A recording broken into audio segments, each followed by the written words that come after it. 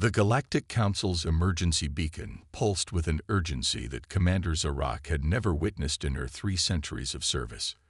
The Meridian War had entered its 70th cycle, and the fighting between the Crystalline Collective and the Nexus Empire had reduced dozens of star systems to cosmic debris. Neither side remembered the original cause of the conflict anymore. They simply fought because that was all they knew. Zarek's scaled fingers traced the holographic display of the latest battle reports. The Crystalline fleet had just obliterated another Nexus colony world, adding 10 billion more casualties to a death toll that had long since become meaningless. Her people, the Meridian Peacekeepers, had tried for decades to broker peace, but both sides viewed them as irrelevant observers to their apocalyptic dance. "Commander," her sensor officer's voice crackled through the ship's internal comm. "Unknown signatures detected at the edge of the Vega sector. They don't match anything in our database." Zarek frowned. In all the documented history of the galaxy's spacefaring races, every ship configuration was cataloged and known. "Show me," she ordered, her secondary heart beginning to beat faster with anticipation. The main viewport shifted to show a cluster of vessels unlike anything Zarak had ever seen, where crystalline ships were organic masterpieces of living crystal and Nexus vessels were perfect geometric shapes of pure energy containment. These newcomers were primitive, almost crude in appearance. Massive rectangular hulls of metal alloys, bristling with what appeared to be simple kinetic weapon systems and chemical thrusters. Biological signatures confirm the vessels are crewed by a species designated as human, the sensor officer reported. They're broadcasting on all known frequencies in perfect galactic standard. "This is Captain Sarah Chen of the Earth Federation ship Humanity's Hope." A clear voice rang through the bridge. "We've been monitoring this conflict from the edges of your civilization for the past 5 years. We're here to offer a solution." Zarak felt her scales ripple with surprise. These humans had somehow observed them undetected. "Captain Chen, this is Commander Zarak of the Meridian Peacekeepers. With all due respect, greater civilizations than yours have tried to intervene in this war. The Crystalline Collective and Nexus Empire possess technologies far beyond." "Commander," Chen interrupted, her voice carrying an odd mix of authority and warmth, "we're well aware of the technological gap. That's precisely why we're here. Sometimes the most elegant solution comes from a simpler perspective." As if to punctuate her words, a massive crystalline dreadnought emerged from hyperspace, its living crystal surface pulsing with stored energy. Without hesitation, it launched a barrage of quantum torpedoes at the human vessels. Zarak began to shout a warning, but what happened next defied all her tactical training. The human ships didn't attempt to evade. Instead, they deployed what appeared to be simple metallic nets between themselves and the incoming fire. The quantum torpedoes, weapons capable of reducing planets to ash, simply disappeared. "Quantum absorption mesh," Chen explained casually. "Sometimes the old ways work best. The torpedo's own energy is used to strengthen the mesh. We found that more complex countermeasures often overthink the problem." Before Zarak could process this revelation, 3 Nexus battlecruisers warped into the sector, their energy weapons already charging. The humans responded by launching what looked like primitive solid fuel rockets. The Nexus ships' advanced point defense systems ignored them, calibrated to stop energy weapons and exotic particles. The rockets detonated in proximity to the ships, releasing clouds of what appeared to be iron filings. The sophisticated energy matrix maintaining the Nexus ship's perfect geometric forms began to fluctuate wildly. "Magnetic disruption," Chen explained. "Your energy-based ships are beautiful and powerful, but they're vulnerable to basic physics. Sometimes the simplest solution is the most effective." Within minutes, both the Crystalline and Nexus ships had withdrawn, their most powerful weapons rendered useless by what their advanced sensors would have classified as primitive technology. Zarak found herself speechless for the first time in centuries. "Now then," Chen's voice carried a smile, "shall we discuss peace terms? We humans have some experience in turning enemies into allies. Sometimes all it takes is a fresh perspective and a willingness to sit down and talk. As Zorak processed the implications of what she'd just witnessed, she realized that the galaxy was about to change forever. These humans, with their primitive technology and straightforward approaches, had accomplished in minutes what the Meridian peacekeepers hadn't managed in decades. "We'd be honored to facilitate those discussions, Captain Chen," Zorak replied, her voice steady despite her inner turmoil. "Though I must ask, why involve yourselves in our affairs at all?" There was a pause before Chen responded, and when she did, her voice carried a weight that Zorak would never forget. "Because every war we fought taught us the same lesson. There's always a better way. We just have to be willing to find it. And sometimes, Commander, the best way to solve a problem isn't with the most advanced technology, but with the wisdom to know when to step back and think simpler." As the human ships moved into formation alongside her own, Zorak realized that the galaxy's balance of power had just shifted dramatically, not through overwhelming force or superior technology, but through the one thing none of the advanced civilizations had considered: the power of human ingenuity and their unique ability to find elegance in simplicity. The Meridian War was about to end, not with a grand battle or a superweapon, but with a species young enough to remember that sometimes the oldest solutions were the best ones. The great hall of the Meridian Station hummed with tension as representatives from the Crystalline Collective and Nexus Empire faced each other for the first time in 7 decades.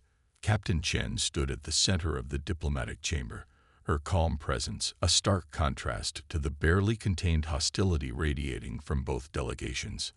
High Chancellor Crix of the Crystalline Collective flexed his crystalline appendages, refracting light in patterns that expressed deep skepticism. "You expect us to believe that a species that hasn't even mastered quantum folding can mediate this conflict? Our civilizations were reaching for the stars when your kind were still discovering fire." "That's precisely why we're qualified," Chen replied, her voice carrying no trace of offense. "We're young enough to remember our mistakes and wise enough to learn from them." She gestured to the holographic display floating above the conference table, showing the devastation of countless worlds. "Your advanced technologies have brought you to a stalemate. Perhaps it's time to try something different." Supreme Coordinator Val N of the Nexus Empire emanated waves of pure energy that translated into derisive laughter. "Different? Your ships are made of mere metal. Your weapons fire physical projectiles. What could you possibly teach us about resolving conflicts?" Chen smiled, activating a small device on her wrist. The holographic display shifted to show Earth's historical archives. "Let me tell you about a concept we call mutually assured destruction. Centuries ago, our world stood on the brink of nuclear annihilation. 2 superpowers, each capable of destroying the planet several times over, pointed their weapons at each other for decades. Want to know how we survived?" The alien delegates watched in silence as Chen played through humanity's Cold War history. "We learned that sometimes the best weapon is the one you never have to use. We developed protocols, communication channels, and most importantly, we found ways to cooperate despite our differences." "Pretty words," Crix scoffed, "but they don't address the fundamental incompatibility of our civilizations. The Crystalline Collective cannot coexist with beings of pure energy. It violates the natural order." "Natural order?" Chen raised an eyebrow. "Let me show you something else." She nodded to her science officer, Dr. Patel, who stepped forward with what appeared to be a simple glass cube. "This is what we call a quantum harmonizer," Patel explained, placing the cube between the delegations. "It creates a field where crystalline structures and energy matrices can coexist in perfect balance. The principle is remarkably simple. We just had to stop trying to force one state to dominate the other." The cube activated, creating a mesmerizing display where crystalline formations danced with pure energy, neither destroying nor consuming the other. The delegates fell silent, watching in fascination as their supposedly incompatible natures merged in beautiful harmony. "Impossible," Val N whispered, their energy form fluctuating with surprise. Our best scientists said such coexistence violated fundamental laws of physics. That's because they were overthinking it. Patel smiled. Sometimes the best solutions come from looking at problems with fresh eyes. We humans have a saying. The simple solution is usually the right one. As the demonstrations continued, Commander Zarek observed from her position at the chamber's edge. The humans were doing something she had never seen before. They weren't just negotiating peace. They were fundamentally changing how these ancient civilizations viewed reality itself. But not everyone was ready to embrace change. A crystalline aide rushed into the chamber, their form pulsing with urgent patterns. High Chancellor, the Radiant faction has launched an attack on the Nexus core worlds. They refused to acknowledge these negotiations. The chamber erupted in chaos. Val-N's energy form blazed with fury, and Crix's crystalline body began resonating at dangerous frequencies. But before anyone could react, Chen's voice cut through the disorder with steel-like authority. "This is exactly why we came prepared," she declared, activating her ship's comm. "Humanity's hope to all Earth Federation vessels. Initiate Operation Lighthouse."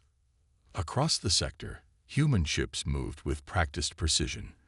They deployed their quantum absorption nets in a complex geometric pattern, creating safe corridors for civilian evacuation while their magnetic disruptors contained the worst of the fighting. "We anticipated hardliners on both sides," Chen explained as real-time tactical displays showed human ships protecting both crystalline and Nexus worlds alike. "That's why we developed defensive technologies that work on both your species. We're not here to take sides. We're here to protect life, in all its forms." The display showed human vessels using their seemingly primitive technology in ways that defied conventional military doctrine. They didn't just stop attacks. They'd redirected energy weapons into crystalline healing matrices and converted crystalline projectiles into power sources for damaged Nexus ships. "Your weapons were designed to destroy," Chen continued, her voice softer now. "Ours were designed to protect. That's the fundamental difference. We learned long ago that it's easier to destroy than to preserve, but preservation is always worth the extra effort." As the crisis unfolded and was contained, both delegations watched in stunned silence as human ships coordinated with both their fleets, teaching them in real time how to adapt their advanced technologies for defense rather than destruction. "Perhaps," Crix said slowly, their crystalline form shifting to patterns of contemplation, "we have more to learn from your species than we realized." Val-N's energy form pulsed in agreement. "Your methods are unorthodox, but undeniably effective. How do you propose we proceed?" Chen looked between them, her expression both gentle and determined. "We start by remembering that peace isn't just the absence of war. It's the presence of understanding. And understanding begins with being willing to see things from a new perspective, even if that perspective comes from a species you thought had nothing to teach you." As the negotiations resumed with renewed purpose, Zarek realized she was witnessing more than just the end of a war. She was watching the birth of a new era in galactic history, guided by a species that had somehow turned their greatest weakness, their youth, into their greatest strength. 3 months into the peace negotiations, the impossible happened. The Meridian Station's quantum sensors detected a dimensional rift tearing through space-time, something that should have been prevented by the station's advanced shielding. Captain Chen was in the middle of a joint training session between human, crystalline, and Nexus crews when the alarms blared. Multiple hostile entities emerging from the rift, the station's AI reported, its usual calm voice carrying an edge of concern. Energy signatures matched no known patterns in any database. Chen rushed to the command center, joined by Crix and Val-N. The main display showed writhing forms of dark matter pouring through the rift, their very presence causing local physics to break down. Where they touched, both crystalline structures and energy matrices simply ceased to exist. By the first light, Crix's crystalline form pulsed with horror. "They're void hunters. We thought they were just legends, stories to frighten younglings." interdimensional predators. Val N explained, their energy form fluctuating rapidly. They feed on organized matter and energy, reducing everything to primal chaos. Our histories speak of them appearing during our earliest days of space travel, but we haven't seen them in millennia. Chen watched as the entities began systematically attacking nearby systems. Both crystalline and Nexus weapons proved useless. Their advanced technology simply passed through the creatures as if they weren't there.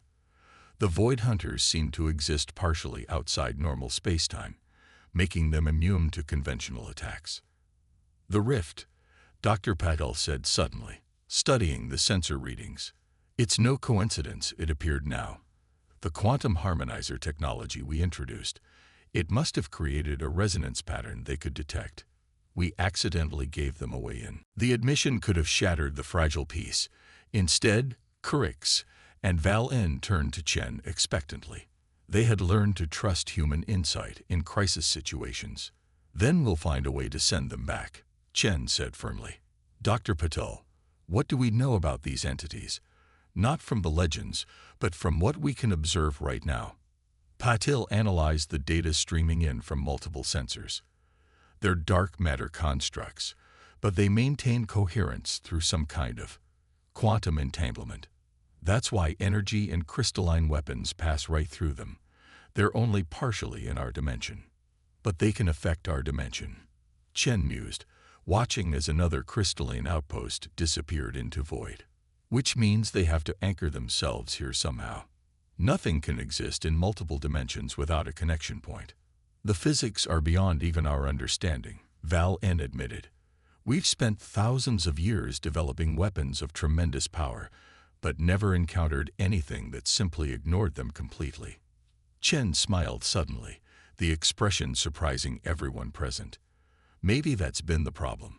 You've been developing more and more powerful ways to destroy things in our dimension. But these creatures, they're not fully here, so maybe we need to think simpler. She turned to her engineering chief. Remember that lab accident last month, when we were testing the quantum harmonizer and it created that feedback loop? The engineer's eyes widened. Captain, that's brilliant. But we'd need to modify every harmonizer in the sector, and we'd need both crystalline focus arrays and Nexus energy matrices to make it work. Then it's fortunate we have allies who can provide exactly that.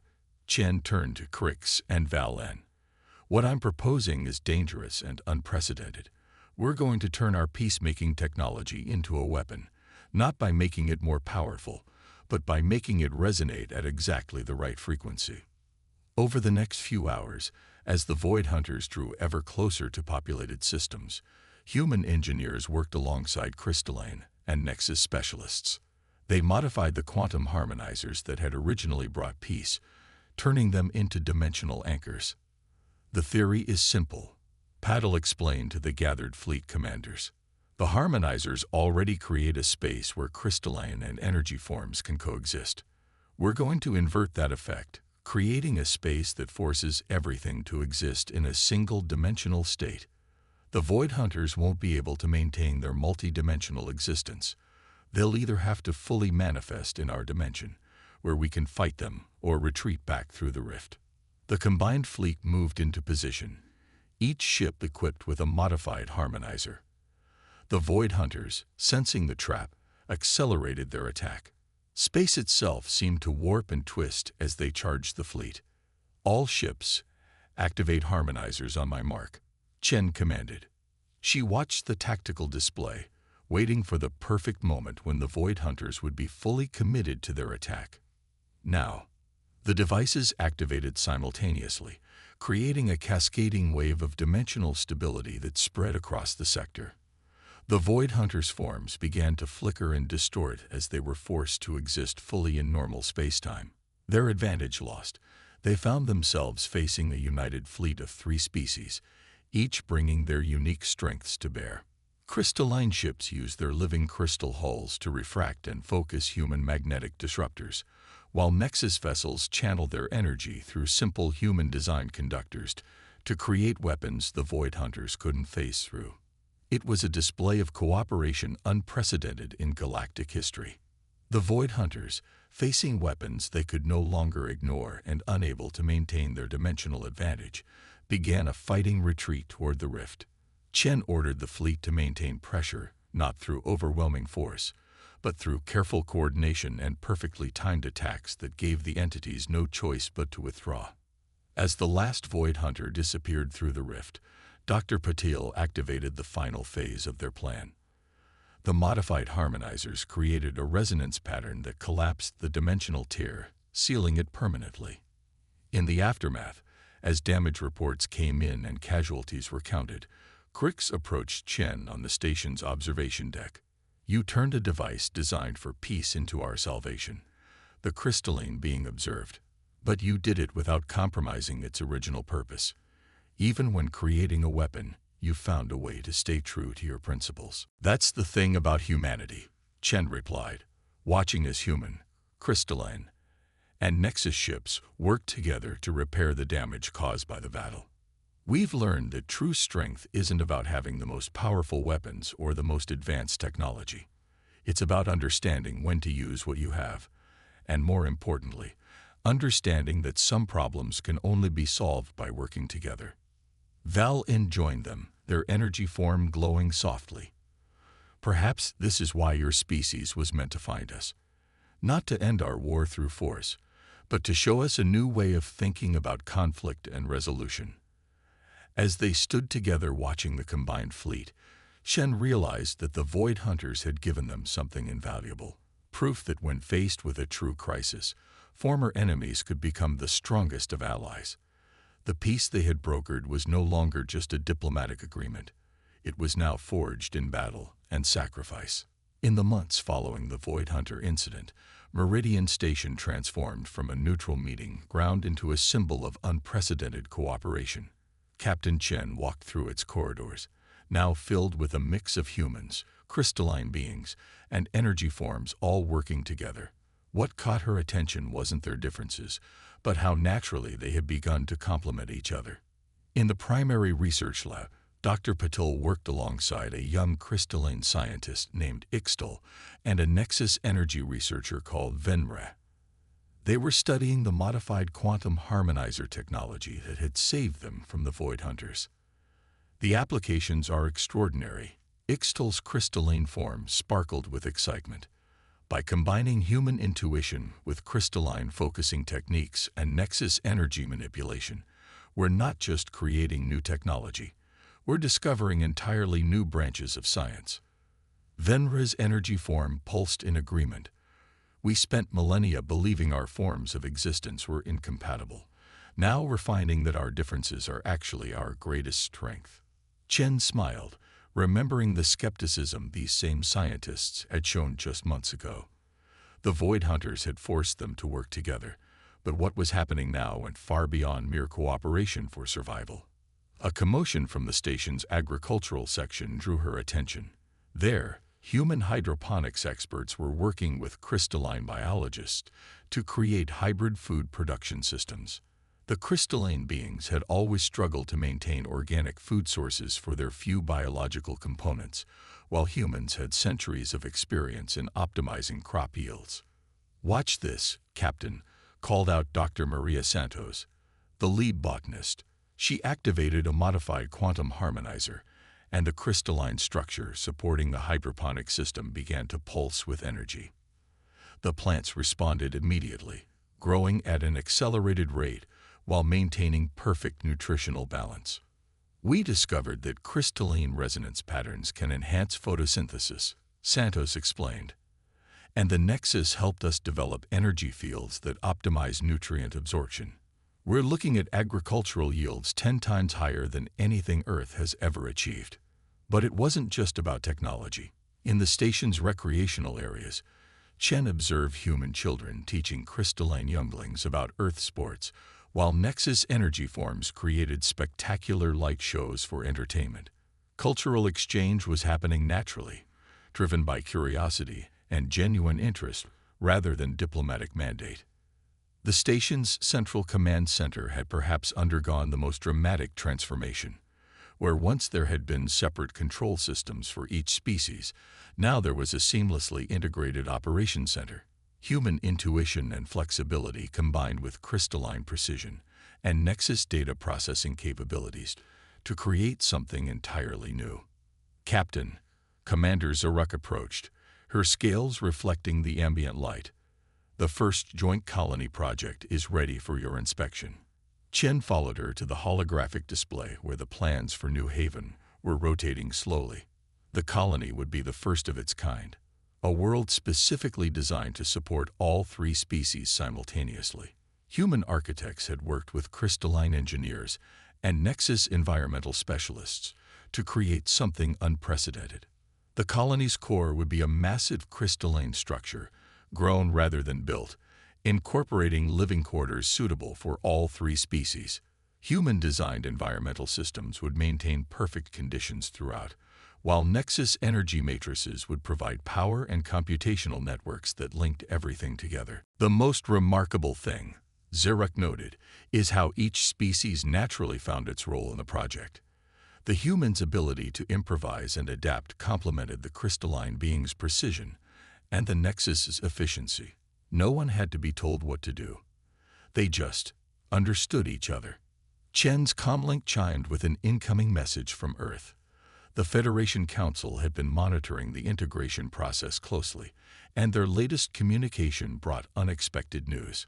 They're opening Earth's universities to crystalline and Nexus students, Chen announced to the gathered staff. And both the Collective and Empire have offered to host human researchers at their most advanced facilities. Real cultural exchange, not just diplomatic gestures. The news sparked excited discussions throughout the station, but what truly caught Chen's attention was how ordinary it all seemed now. Just months ago, the idea of these species freely mixing and learning from each other would have seemed impossible. In the station's observatory, Chen found High Chancellor Crix and Supreme Coordinator Val N engaged in what had become a daily ritual, watching the sunset over the nearby gas giant while discussing philosophy. Your species continues to surprise us, Crix observed as Chen joined them. We expected you to simply mediate our conflicts. Instead, you've shown us how to transcend them entirely. Val N's energy form shifted in what Chen had learned to recognize as thoughtful agreement. We had forgotten what it was like to learn and grow. We were so advanced, so set in our ways, that we couldn't see how stagnant we'd become. That's the thing about humanity, Chen replied, watching as a mixed group of children played in the corridor outside. We never stop learning because we never stop questioning. Every answer just leads to more questions, and that's exactly how we like it. An alert sounded, not an emergency, but a notification. The first group of human colonists was about to depart for New Haven, accompanied by crystalline and Nexus partners who had volunteered to help establish the colony. As Chen watched the ships depart, each carrying representatives of all three species, she realized that they had achieved something far greater than peace. They had created a future where differences were no longer seen as barriers but as opportunities, where the combination of human adaptability, crystalline precision, and Nexus efficiency promised achievements none of them could have managed alone. The war that had raged for 70 cycles was not just over. It had been transformed into something entirely new. Not through force or advanced technology, but through humanity's greatest gift, the ability to see potential where others saw only problems, and the wisdom to know that true strength lies not in standing alone, but in standing together. 5 years after humanity's intervention in the Meridian War, Captain Sarah Chen stood on the observation deck of the newly completed Harmony Station. The massive structure hung in space at the intersection of human, crystalline, and Nexus territories, a physical embodiment of their alliance. Unlike the utilitarian Meridian Station, Harmony was a work of art, combining the best aspects of all three civilizations. The station's crystalline superstructure pulsed with Nexus energy matrices, while human-designed living spaces created comfortable environments for all species. But more remarkable than the station itself was what it represented, the headquarters of the newly formed Galactic Concordat. Reminiscing, Captain. Commander Zorak appeared beside her, her scales now adorned with the silver insignia of the Concordat's diplomatic corps. Just thinking about how far we've come, Chen replied, watching a group of ships approach the station. The fleet was Chen made her way through the station's corridors, noting how naturally members of all three species interacted now. Human children played complex mathematical games with young crystalline beings, while Nexus energy forms taught classes on quantum physics using interactive displays that would have been impossible just a few years ago. The Grand Chamber itself was a marvel of cooperative engineering. The room could instantly adapt to accommodate any species' needs, with sections that could shift between solid matter, crystalline structures, and pure energy states. Today, it was filled with representatives from dozens of worlds. High Chancellor Crix, Supreme Coordinator Val N, and Federation President Torres sat at the central platform. They no longer needed translators or interface devices to communicate, one of the many breakthroughs that had emerged from their cooperation. Fellow members of the Concordat, President Torres began, her voice carrying across the chamber. Today we formalize what began as a desperate attempt to end a war. But we've created something far greater than peace. We've created a future none of us could have imagined alone. Crix's crystalline form resonated with agreement. The humans showed us that true advancement doesn't always mean moving forward. Sometimes it means stepping back, questioning our assumptions, and finding wisdom in simplicity. Our civilization spent millennia developing ever more advanced technologies. Val N added, their energy form pulsing steadily. Yet it took a younger species to show us that progress isn't just about technological advancement. It's about advancing our understanding of each other. The chamber's main display activated, showing live feeds from across their combined territories. The New Haven colony had grown into a thriving metropolis where all three species lived and worked together. The agricultural concordance, using hybrid technologies, had eliminated food scarcity across their worlds. The defense fleet, combining the strengths of all three species, had created a peace more secure than any amount of weaponry could have achieved. But most impressive were the innovations no one had predicted. The quantum harmonizer technology, originally created to help negotiate peace, had evolved into the foundation of an entirely new branch of science. The combination of human intuition, crystalline precision, and Nexus energy manipulation had opened up possibilities that defied conventional physics.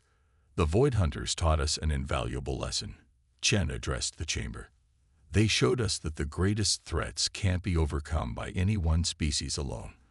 But they also showed us something more important, that our differences aren't weaknesses to be overcome, but strengths to be combined. As if to emphasize her point, a group of students entered the chamber. They were the first graduates of the Harmony Institute's pilot program, humans who could interface with crystalline technology, crystalline beings who could manipulate energy fields, and Nexus forms who had learned to interact with physical matter in ways previously thought impossible. This is what we've created, President Torres continued. Not just an alliance or a peace treaty, but a new way of existing together. Every day we learn something new from each other. Every day we find new ways to combine our strengths. And every day we prove that the whole can be greater than the sum of its parts. The formal ratification was almost anticlimactic, a simple matter of recording signatures that merely formalized what had already become reality. The Galactic Concordat was no longer just a political entity. It was a living, growing embodiment of cooperation and mutual understanding. As the ceremony concluded, Chen found herself back at the observation deck, watching the endless stream of ships arriving at Harmony Station. 5 years ago, she had led a small fleet into this sector hoping to end a war. Instead, they had helped birth a new era of galactic civilization. You know what the most remarkable thing is? Dr. Petal joined her at the window. None of this came from some grand master plan or revolutionary technology. It came from being willing to listen, to learn, and to admit that sometimes the simplest solution is the best one. Chen nodded, watching as a new group of ships emerged from hyperspace, representatives from a previously unknown civilization, drawn by stories of the Concordat's success. "That's always been humanity's real strength," she replied. "Not our technology or our weapons, or even our adaptability. It's our ability to look at the impossible and say there has to be a better way, and then find it." The stars stretched out before them, infinite in their possibility.